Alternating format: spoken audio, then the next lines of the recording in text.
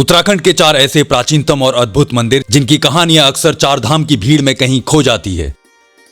और जो मंदिर आपको ये नजर आ रहा है, यह है माँ यमुना के छोटे भाई शनिदेव जी का मंदिर। एक ऐसा मंदिर जहां शनिदेव अपनी बहन माँ यमुना की रक्षा करते हैं। उत्तरकाशी में ही छिपी है एक ऐसी जगह जहां पहुंचकर आपको लगेगा कि आप सीधे हिमालय की गोद से उड़ीसा के पुरी में आ गए हैं। एक ऐसा मंदिर जहां हिमालय के बीच भगवान जगन्नाथ विराजमान हैं। कहा जाता है कि उत्तर भारत का इकलौता राहु मंदिर है यहाँ उत्तराखंड के पैठानी गांव में। एक ऐसा मंदिर जो पूरे भारत में अपनी तरह का अनोखा राहु मंदिर है। ये है आदि बद्री मंदिर। आदि अर्थात प्रथम, और पंचबद्री समूह में से भगवान विष्णु का ये सबसे प्राचीनतम और पहला मंदिर है। और एक ऐसा मंदिर जिसे बद्रीनाथ धाम की प्राचीन शुरुआत माना जाता है। लाखों लोग हर साल चारधाम यात्रा करते हैं, लेकिन इन मंदिरों तक बहुत कम लोग पहुंचते हैं। चारधाम की मेरी इस यात्रा की शुरुआत हुई हरिद्वार से। यमुनोत्री में मां यमुना का आशीर्वाद लिया, गंगोत्री में मां गंगा के अवतरण की कथा जानी, बाबा केदार के दरबार में शीश झुकाया और अंत में भगवान बद्री विशाल के दर्शन किए। लेकिन इस पूरी यात्रा में हर धाम के आसपास कुछ ऐसे मंदिर मिले जो सिर्फ धार्मिक स्थल नहीं, बल्कि उन धामों की परंपरा, इतिहास और आध्यात्मिक विरासत का अभिन्न हिस्सा हैं। आज इस चारधाम यात्रा सीरीज के अंतिम एपिसोड में मैं आपको लेकर चलूंगा इन चारों अनदेखे मंदिरों की यात्रा पर, जिन्हें जानने के बाद शायद आप अगली बार चारधाम जाएंगे तो सिर्फ चारधाम नहीं, देवभूमि की पूरी कहानी देखने जाएंगे। तो चलिए शुरुआत करते हैं सबसे पहले उस मंदिर से जहां यमुनोत्री धाम के कपाट बंद होने के बाद भी मां यमुना की पूजा पूरे 6 महीने तक होती है। खरसाली का प्राचीन शनिदेव मंदिर।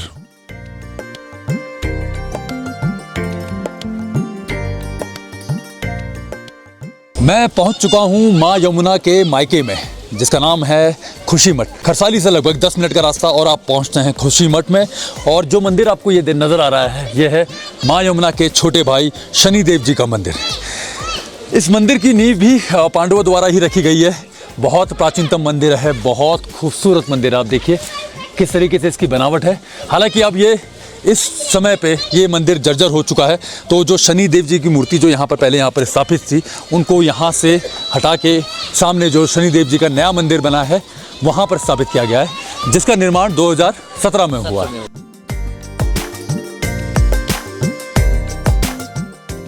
यमराज जी, शनिदेव और माँ यमुना, ये तीनों के तीनों पुत्र और पुत्री हैं सूर्यदेव के। सूर्यदेव की पहली पत्नी से यमराज और देवी यमुना का जन्म हुआ और सूर्यदेव की दूसरी पत्नी से जन्म हुआ शनिदेव का। यमुना जी और यमराज सगे भाई बहन हैं, जबकि शनिदेव यमुना जी और यमराज के सौतेले भाई हैं। ऐसी मान्यता है कि जिन लोगों पर कोई भारी शनि दोष चल रहा हो, वो यदि खरसाली आकर शनिदेव के दर्शन करते हैं तो शनिदेव का कड़ा प्रकोप शांत हो जाता है। यमुनोत्री धाम के ठीक सामने यमुना नदी के दूसरी पार बसा है खरसाली, जो सिर्फ एक खूबसूरत पहाड़ी गांव नहीं बल्कि एक बहुत बड़ा आध्यात्मिक केंद्र भी है। यहाँ स्थित शनिदेव भारत के सबसे प्राचीन और रहस्यमय मंदिरों में से एक माना जाता है। लोक कथाओं के अनुसार जब यमुना जी धरती पर आई तो अपने भाई शनिदेव को भी उन्होंने इसी क्षेत्र में रहने का आग्रह किया। तब से शनिदेव यहाँ रहकर अपनी बहन और इस क्षेत्र की रक्षा करते हैं। महाभारत काल में अपने अज्ञातवास के दौरान पांडव यहाँ आए थे, उन्होंने ही इस मंदिर की नींव रखी और यहाँ पूजा अर्चना की थी। शनिदेव का ये मंदिर पूरी तरह से पत्थरों और देवदार की लकड़ी से बना है। ये इलाका भूकंप क्षेत्र में आता है, लेकिन पत्थरों और लकड़ी का जोड़ कुछ इस तरीके से बना है कि ये सदियों से आए भूकंप को भी झेल चुका है। हर साल भाई दूज के पावन अवसर पर जब सर्दियों के कारण यमुनोत्री धाम के कपाट बंद हो जाते हैं तो मां यमुना की डोली बड़े उत्सव के साथ यमुनोत्री के नीचे खरसाली गांव लाई जाती है, जहां अगले 6 महीने के लिए मां यमुना अपने भाई शनिदेव के साथ विराजमान रहती हैं। तो अगली बार जब आप चारधाम की यात्रा पर आएं तो इस दिव्य इतिहास को याद रखिएगा।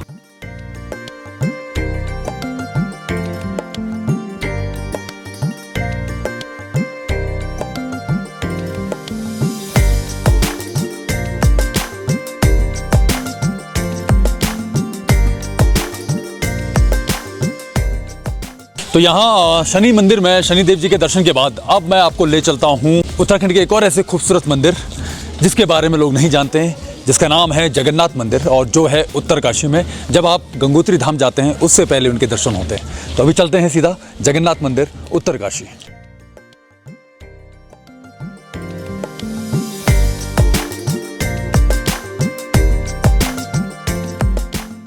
उत्तराखंड के अनएक्सप्लोर्ड और अनछुए मंदिरों की लिस्ट में मैं अभी पहुंचा हूं यहाँ उत्तरकाशी में। सामने का खूबसूरत नज़ारा। और इस मंदिर के लिए मैं यहाँ पहुंचा हूं, इसका नाम है श्री जगन्नाथ मंदिर। तो श्री जगन्नाथ मंदिर है उत्तरकाशी से लगभग 5-6 किलोमीटर पहले। जय जगन्नाथ। तो थोड़ा सा रूट की इन्फॉर्मेशन दूंगा आपको। जब आप ऋषिकेश से आ रहे हैं, देहरादून से आ रहे हैं, तो उत्तरकाशी से लगभग 5 किलोमीटर पहले जो ओपन टनल बनती है, जैसे ही उसको आप क्रॉस करेंगे उससे एक रास्ता कट जाता है, कच्चा रास्ता है, एक रास्ता लेफ्ट की साइड कट जाता है ऊपर की तरफ, और वहाँ से तकरीबन 5 किलोमीटर ऊपर आना पड़ेगा। आप पहुँचेंगे यहाँ श्री जगन्नाथ मंदिर में।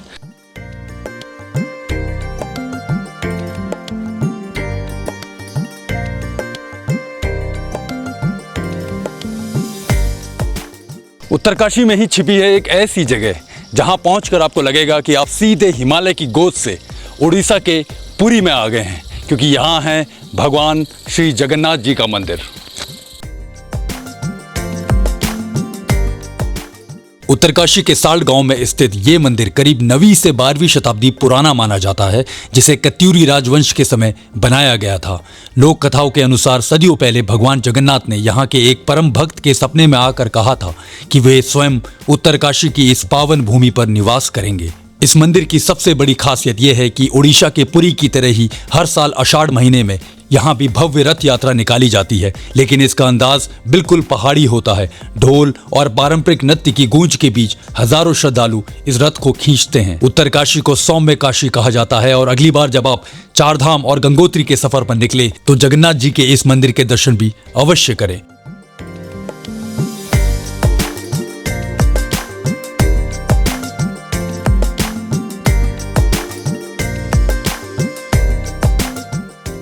तो उत्तराखंड के चारधाम के रास्ते में पड़ने वाले अनएक्सप्लोर्ड मंदिरों की लिस्ट में 2 मंदिर अभी तक हमने कवर किए हैं। पहला जो कि यमुनोत्री धाम की तरफ है, शनिदेव जी का मंदिर। दूसरा जो कि गंगोत्री धाम की तरफ है, श्री जगन्नाथ जी का मंदिर। और अब मैं ले चलता हूँ आपको तीसरे मंदिर की तरफ को।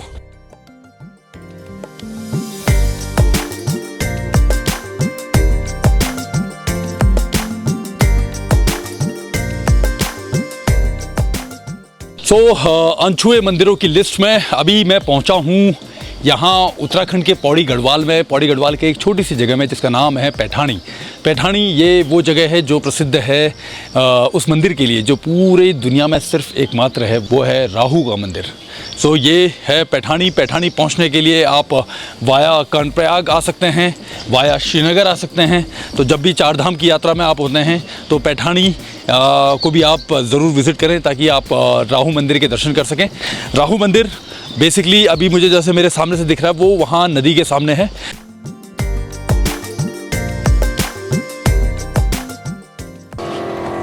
मंदिर को ये रास्ता चलिए इधर।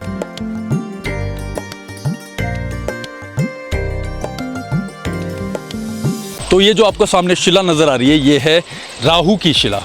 और कहा जाता है कि उत्तर भारत का एकलौता राहु मंदिर है यहाँ उत्तराखंड के पैठाणी गांव में। पैठाणी गांव जो कि है पौड़ी गढ़वाल क्षेत्र में आता है, यहीं पर ये शिव मंदिर भी।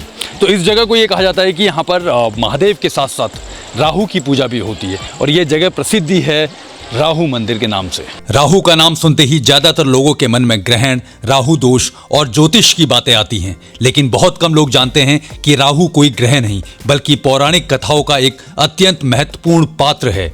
समुद्र मंथन के समय जब देवताओं और असुरों के बीच अमृत का वितरण हो रहा था, तब स्वरभानु नाम के एक असुर ने देवता का रूप धारण करके अमृत पी लिया, लेकिन सूर्य और चंद्रमा ने उसे पहचान लिया और भगवान विष्णु ने अपने सुदर्शन चक्र से उसका सिर धड़ से अलग कर दिया। क्योंकि अमृत उसके कंठ के नीचे नहीं उतरा था, इसलिए उसका सिर अमर हो गया। वही सिर राहु कहलाया और धड़ केतु। भारत में राहु को समर्पित बहुत कम मंदिर हैं, इसी वजह से पैठाणी का ये मंदिर विशेष महत्व रखता है।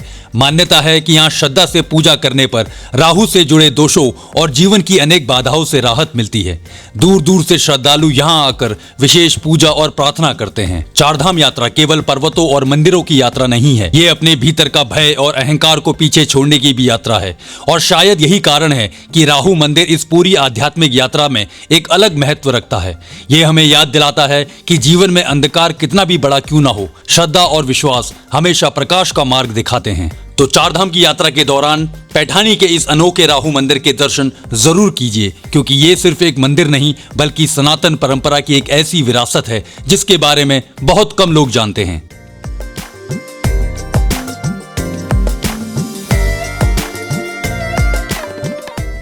अब बढ़ते हैं अपनी यात्रा के आखिरी अनदेखे मंदिर की ओर, जहां से जुड़ी है भगवान विष्णु की एक प्राचीन परंपरा, आदि बद्री।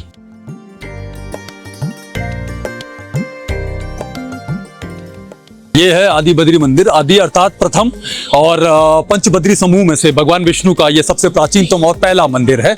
तो जब भी आप हल्द्वानी, रानीखेत, गैरसैंण होते हुए आप कर्णप्रयाग की तरफ जाते हैं तो गैरसैंण से लगभग 30 किलोमीटर दूर है ये आदि बद्री, और यहाँ से कर्णप्रयाग है 20 किलोमीटर दूर। सबसे प्राचीनतम और पुराना मंदिर है और भगवान विष्णु यहाँ पर खड़े रूप में विराजमान है, जबकि बद्री विशाल में, जो कि बद्रीनाथ धाम है, वहाँ पर भगवान विष्णु बैठे हुए रूप में विराजमान है।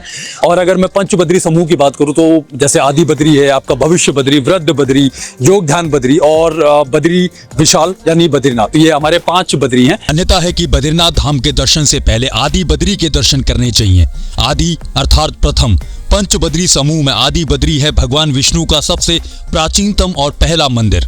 मान्यता है कि भगवान विष्णु प्रथम 3 युगों सतयुग, द्वापर युग, त्रेता युग तक आदि बद्री में ही रहे और कलयुग में वो बद्रीनाथ धाम चले गए। जब कलयुग समाप्त हो जाएगा तब वो भविष्य बद्री में स्थानांतरित हो जाएंगे। पंचबद्री समूह के 5 मंदिर हैं, आदि बद्री, योग ध्यान बद्री, वृद्ध बद्री, भविष्य बद्री और विशाल बद्री। विशाल बद्री जिसे बद्रीनाथ धाम के नाम से भी जाना जाता है। आदि बद्री में भगवान विष्णु की मूर्ति खड़े रूप में विराजमान है और विशाल बद्री बद्रीनाथ धाम में भगवान विष्णु बैठे हुए रूप में विराजमान है। आदि बद्री के कपाट सिर्फ सर्दियों में 1 महीने के लिए बंद होते हैं, 16 दिसंबर से 14 जनवरी तक। आदि बद्री में पहले 16 मंदिरों का समूह था, लेकिन अब सिर्फ 14 ही मंदिर यहाँ बचे हैं। पंचबद्री समूह में आदि बद्री पहुंचने के लिए आपको ऋषिकेश से पहुंचना होगा कर्णप्रयाग। कर्णप्रयाग से 19 किलोमीटर दूर गैरसैंण रानीखेत मार्ग में है आदि बद्री।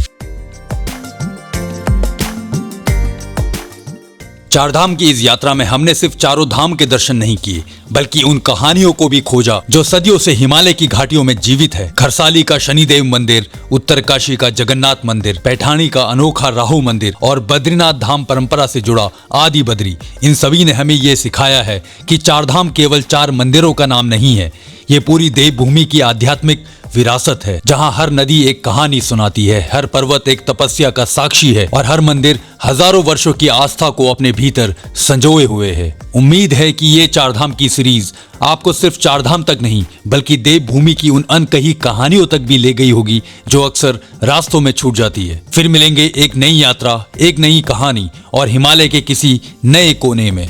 जय मां यमुना, जय मां गंगे, हर हर महादेव, ओम नमो नारायण, जय देवभूमि उत्तराखंड।